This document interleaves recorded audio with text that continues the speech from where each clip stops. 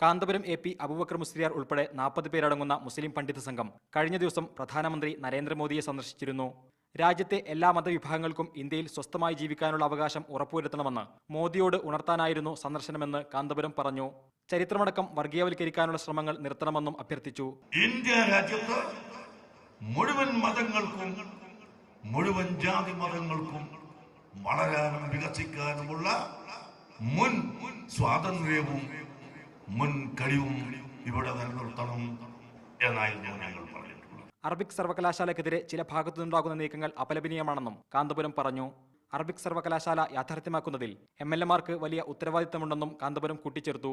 India രാജ്യത്തെ ന്യൂനപക്ഷത്തെ സംബന്ധിച്ചും പിന്നോക്ക സമുദായത്തെ സംബന്ധിച്ചുമുള്ള വിഷയങ്ങൾ ഞങ്ങൾ അദ്ദേഹത്തോട് പറയുകയും അവിടെയെല്ലാം ഒരു പ്രത്യേക വിഭാഗത്തെ നോക്കിക്കൊണ്ടല്ല, ഇന്ത്യ രാജ്യത്തുള്ള ജനങ്ങളെ നോക്കിക്കൊണ്ടാണ്.